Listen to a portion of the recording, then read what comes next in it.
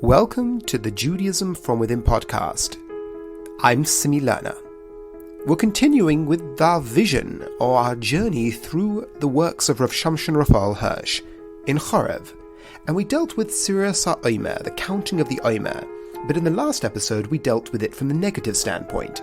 What prohibitions or what customs inhibit our enjoyment over the time of the Omer? Now I want to approach it from the positive standpoint. What are we trying to achieve here? What is taking place? What is the connection between Pesach and Shavuos? Because just to really play out the structure, and when I say play out the structure, I mean in a contemporary sense. How do we experience it on the ground? Well, after Pesach, the first day of Pesach, we start counting. We count 49 days. That idea of counting 49 days leads us to Shavuos, which, in a simple sense, is the commemoration of the giving of the Torah. But there's another dimension to this. What I just described there has a beautiful message to it. The idea that the goal of the Jewish people is the Torah. And the goal is not simple freedom in the basic sense of the word, where you are just free from all inhibitions. Rav Hirsch develops the principle surrounding Pesach as it being a first step. We are working our way towards Shavuos. That is looking at this counting of the Omer with a historical lens, because the historical lens that Rav Hirsch is using is the classic one, the idea that there's Pesach and it leads us on to Shavuos, which is the goal. But Rav Hirsch adds the agricultural perspective, and the reason why this is so important is it's often not spoken about. The agricultural dimension to the counting of the Omer is where we get the word Omer from, and Rav Hirsch merges these two together to give us a really profound insight. What do I mean by that? The counting of the Omer. Well, why do we call it that? Well, the Omer refers to a measurement of barley, the first food to ripen.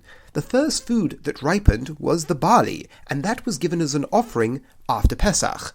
Then came the counting, which was working our way through the harvest till Shavuos, which was the harvest festival, which was the festival to thank God for a good harvest. And what would we bring then? We would bring wheat, 2 loaves of bread. Now, if you step back, you already see a similar progress.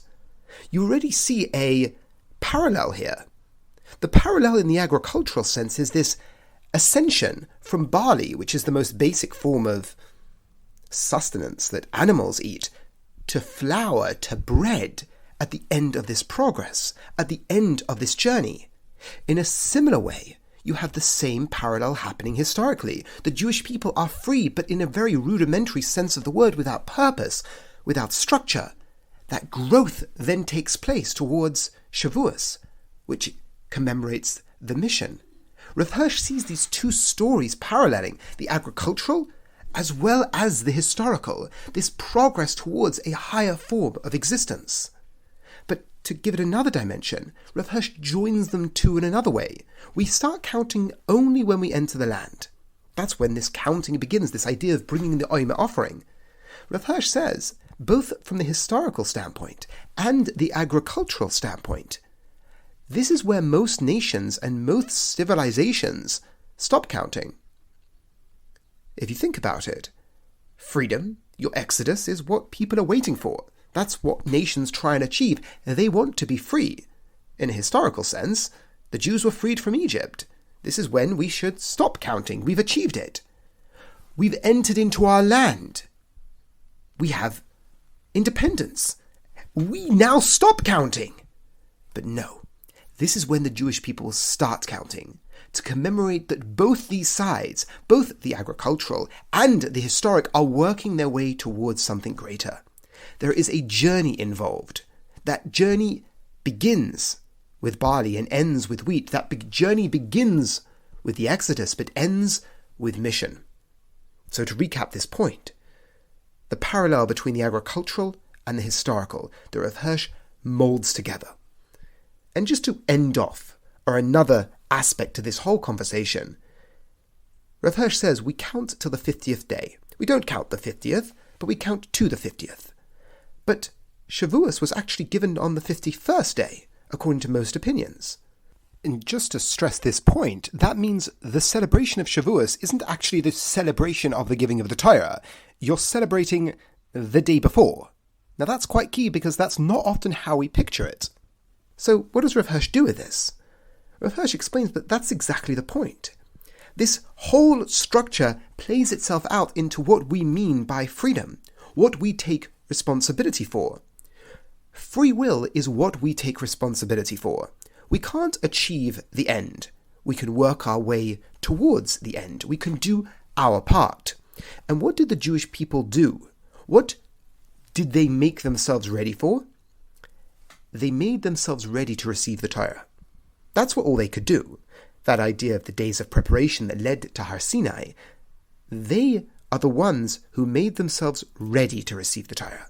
They didn't do the receiving themselves. They didn't take the Torah. That's the whole point. God gave the Torah. It came from without.